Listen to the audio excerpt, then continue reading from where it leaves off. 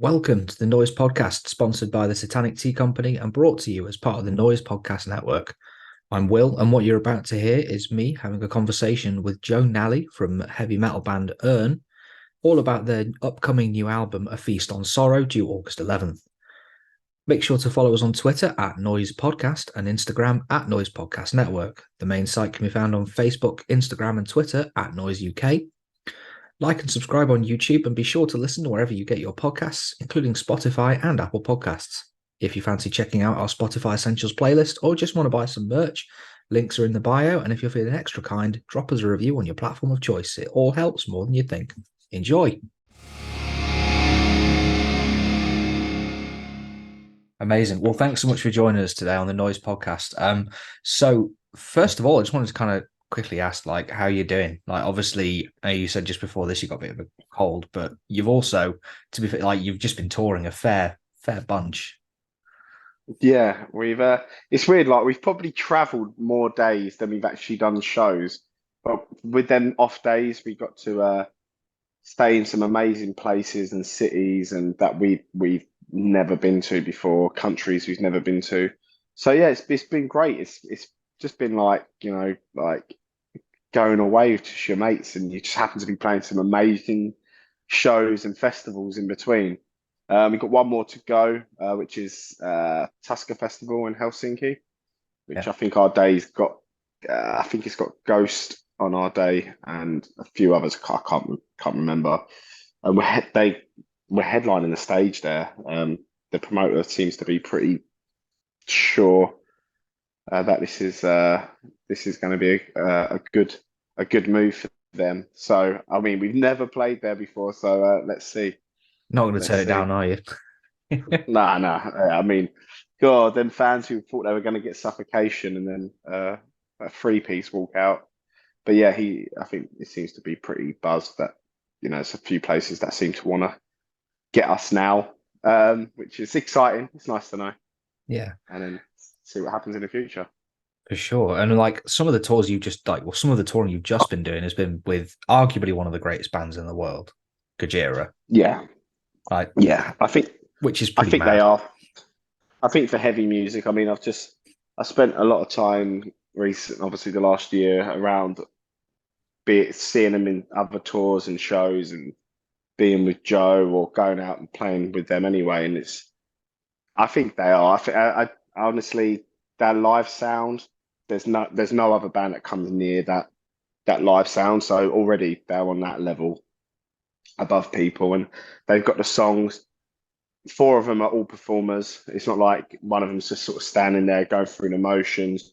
They all go for it, and it's insane to see what a band that heavy has become.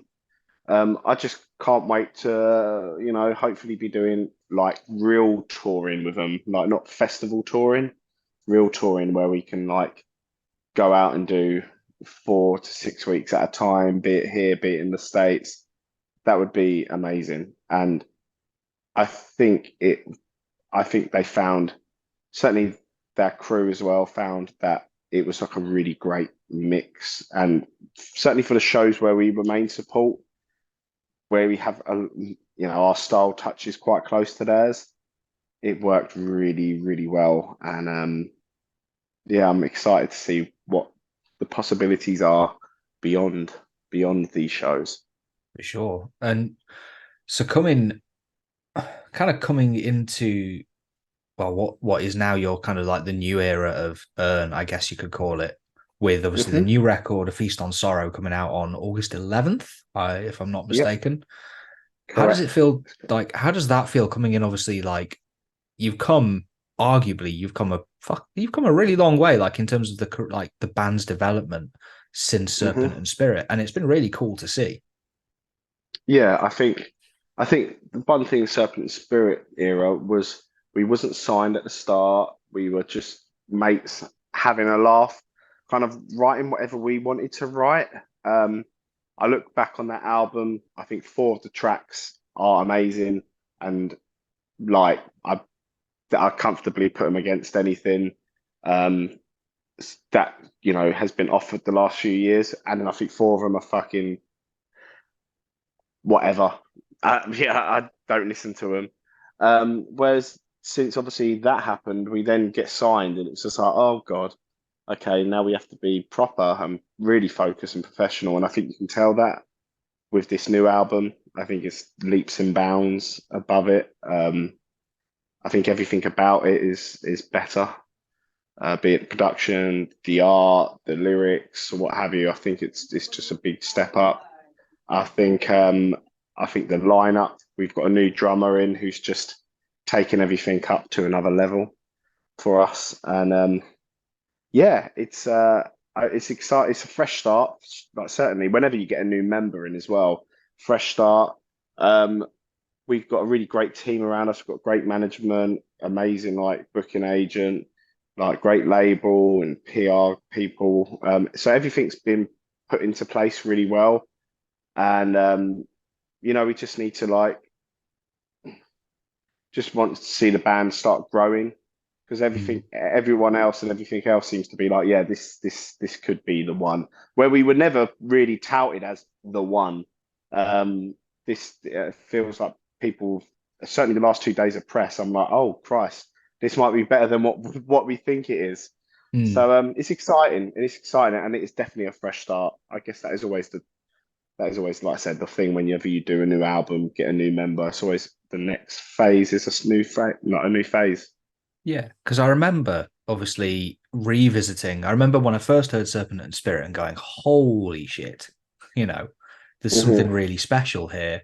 There was it was fun. It was like riff central. And it was. Hmm. And I remember seeing. I think the last time I saw you guys was probably at Mystic in Poland last year, and just Mm. having a Mm. blast.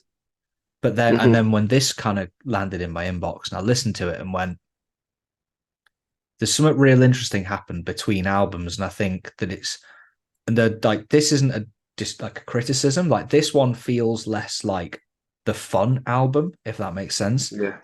Yeah. Yeah. But in every other respect, I agree. I think this has been there's so much that's kind of Urne 2.0 is like is really shining on this one. And I think it's an incredible record. But it's also obviously been one from what I've read, that was also kind of tampered by a very, very difficult time. So this is an Hmm. album that actually deals a lot with loss, illness, and grief. And it's really like reading the lyrics is really, really like they're great lyrics, but it's hard work, if you know what I mean. Hmm. Yeah. Yeah.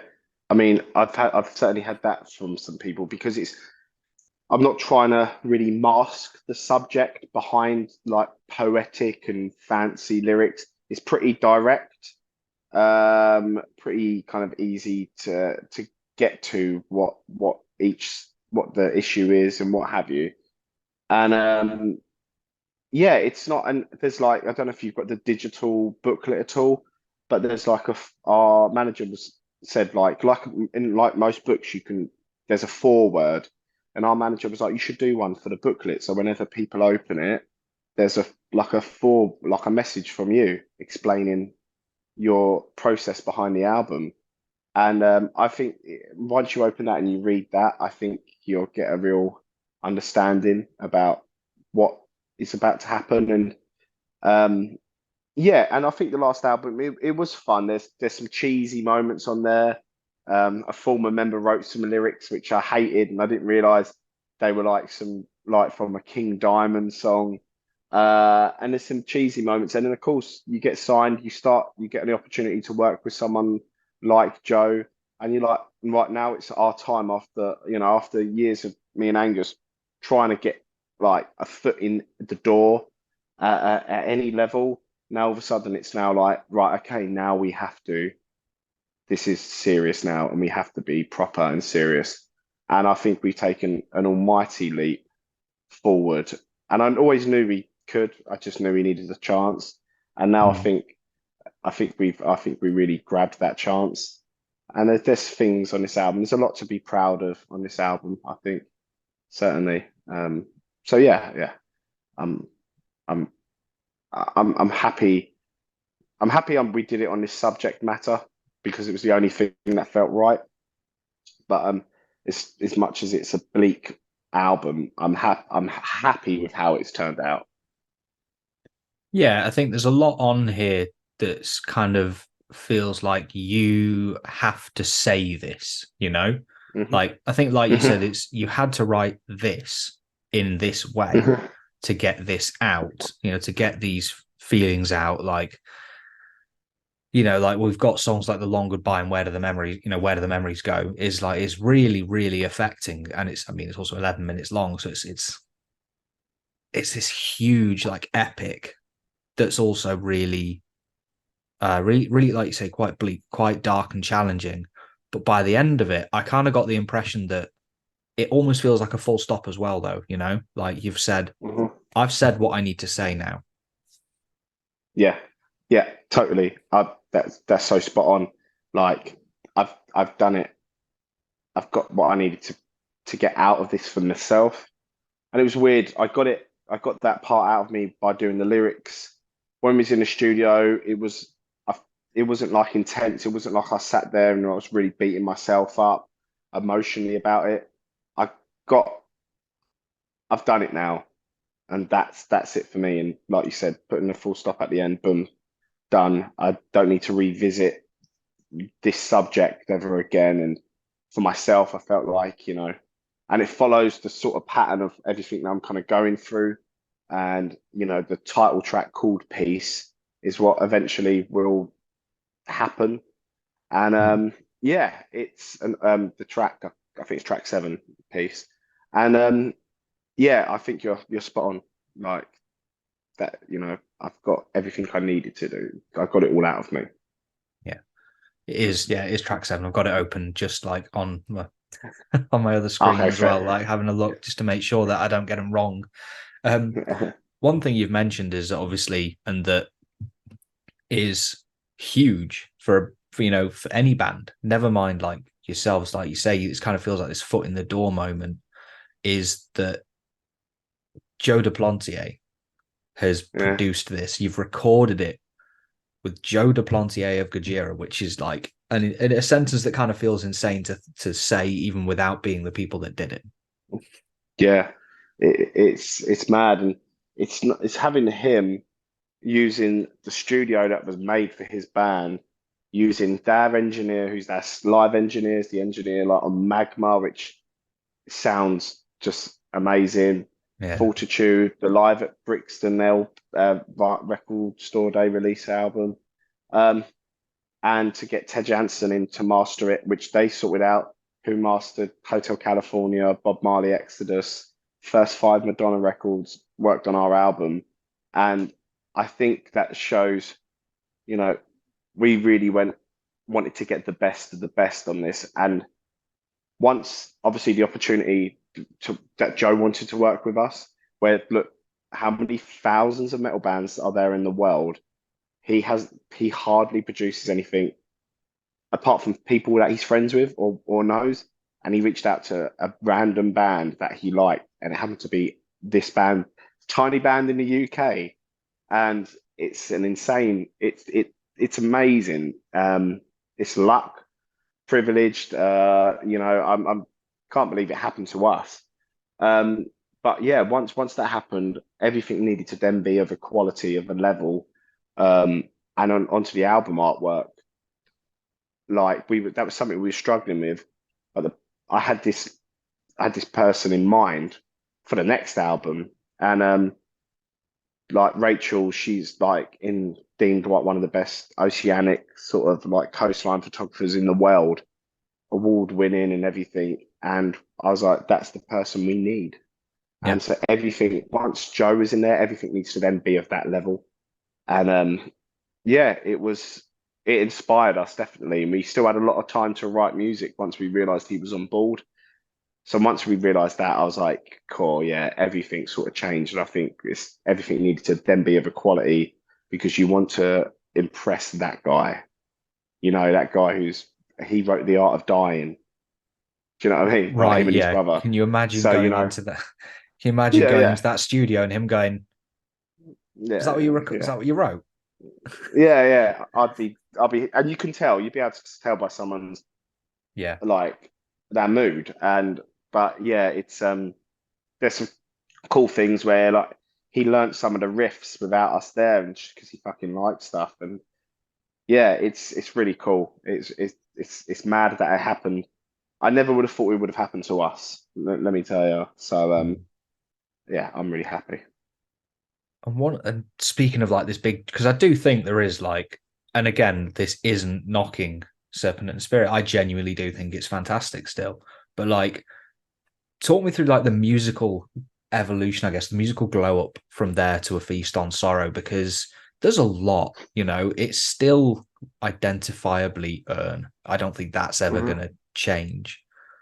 But it just feels like I'm struggling to kind of like describe like the kind of the change between albums in other than it's just better, like it went Yeah, from yeah, good to holy shit.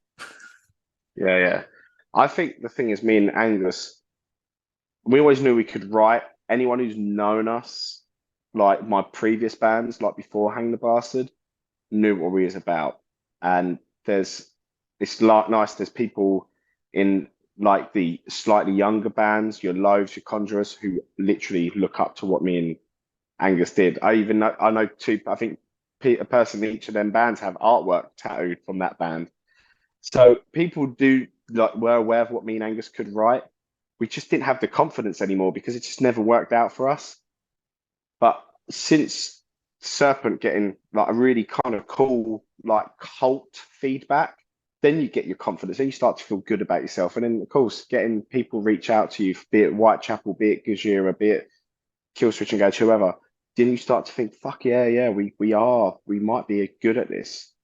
And I think what we did, we kind of, even though there's a wide variety of music on this, we still streamlined it a bit. Whereas on the last album, there might be, let's do a short, sharp, kind of Motorheady style song. Let's do a bit of a mono style song. Let's do this. No, that was just getting a bit silly because I know we can just write that style of music. It was like, yeah, let's just do it. Whereas this, I think I look at four songs on that album and I go, that's the sound of Urne. And we took them four songs as inspiration and we brought it all in. And then we just made things, I think it's miles heavier as well. And I Yeah. think it's what you get with this is you've got two guys. It's not down to one person to write all of Urne's music. It's two of us. I mean, I'd say 70% of it is Angus, but my 30% is a big 30%. And that's what I think you get. It's just the ideas of two guys writing music and bouncing off of each other. And another big thing is we upgraded when it comes to our drummer.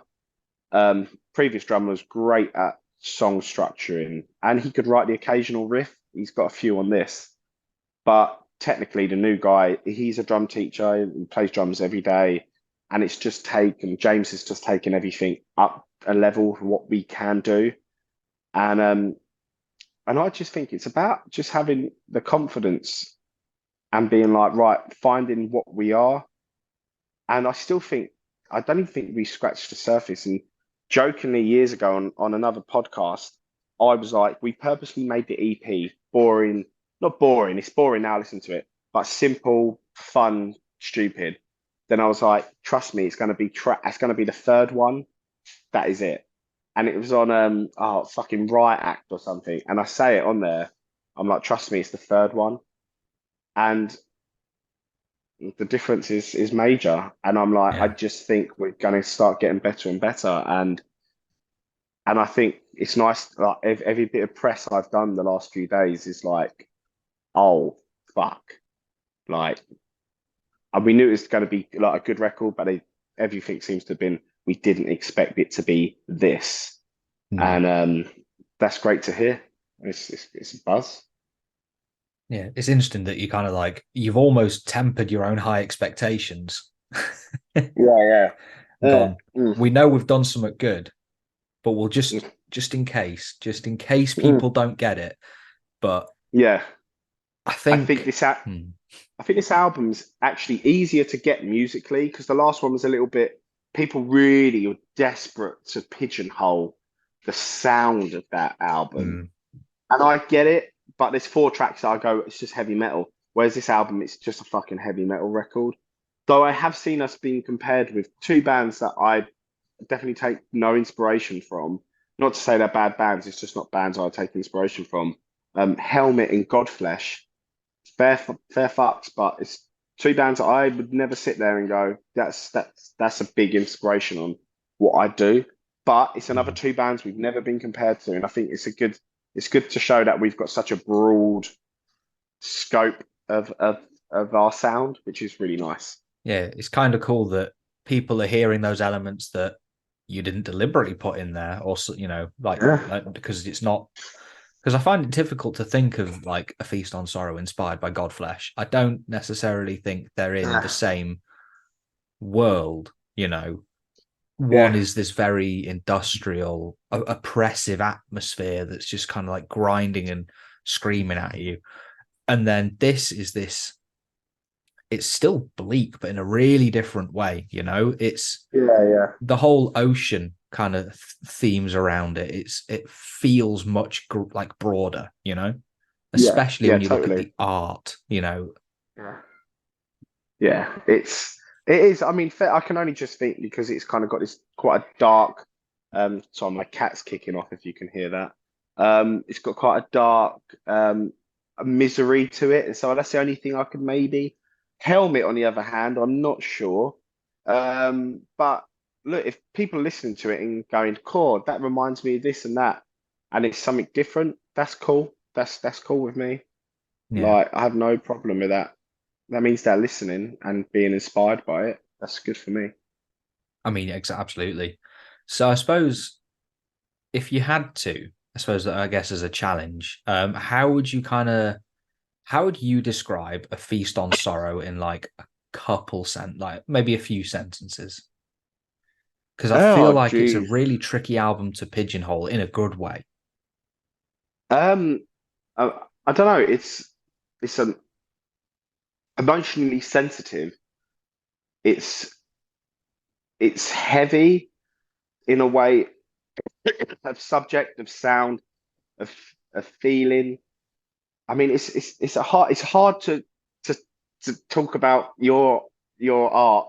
It always makes you feel a little bit trying to describe it. But I just feel like it's a very heavy and an emotional journey because that's what I felt during the process of this whole thing. Sorry. Are you good? Um, so yeah, that's what I felt during the process. Is just this really heavy emotional roller coaster that some people might be able to connect with the lyrics and the themes. Some people would just like the music. Yeah, I just really think that it's an incredible like experience of an album, to go to listen back to Serpent and Spirit and think this was the beginning of like a band that had something special. To then Hmm. hear what I felt like it was being realized on a Feast on Sorrow, to then be told, yeah, sort of, but look what we do Yeah, now. yeah, yeah. And I do think next time, like, we will create something a bit different, but we'll also keep it to sound like our band. Yeah. But what we've done over the last two albums and an EP, we've shown that we have a lot of different colors and sounds to the band, and I feel like the fans we have won't be like, oh, shocked if we did something just a little bit more progressive or a bit more thrash or a bit more non whatever. And I think I think they would embrace whatever we do because we've shown within our music that we like a lot of stuff.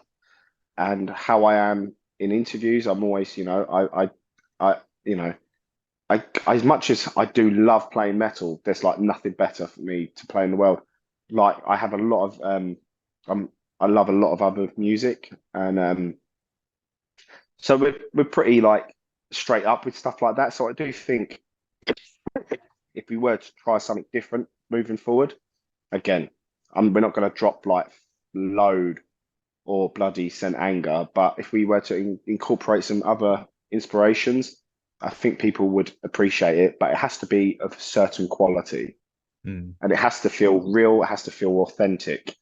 And I find there's some bands who then, who try to drop something in and it would be the obvious thing from a different genre, or it just won't be delivered well because it's not like they've really learnt about that and about that style of music. Whereas I feel like we were to try and do something, it'd only be about stuff that we do know and we do listen to.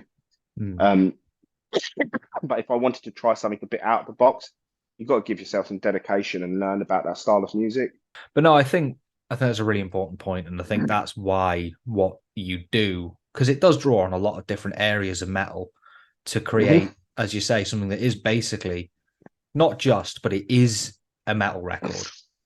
That's what Hmm. it is, like through and through. But Yeah. there's so much that goes in that's kind of like you say, is people who've listened to like because chapters when was the band, wasn't it? Like I remember I Hmm. was talking about that year, a couple of years ago, and going back and listening to it and going, I get it, I hear where it's all coming from. You know, Yeah, those yeah. progressive elements, there's still that through line.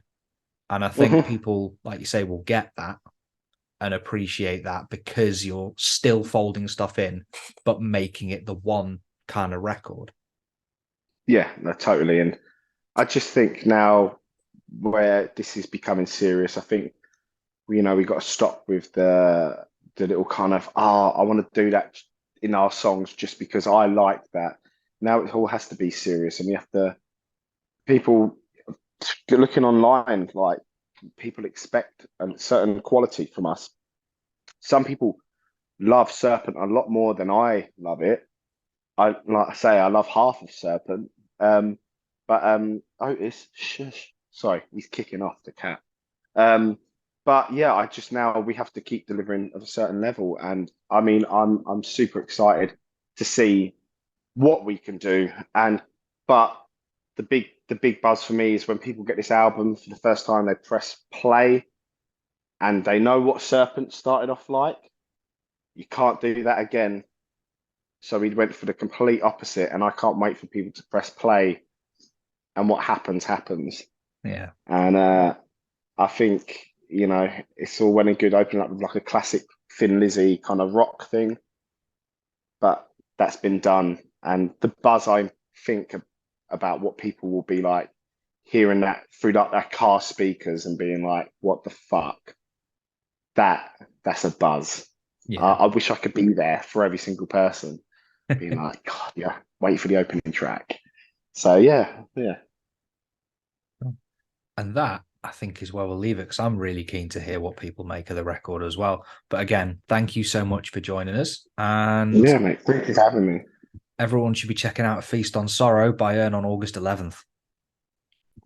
Yeah, I agree. Cheers, mate.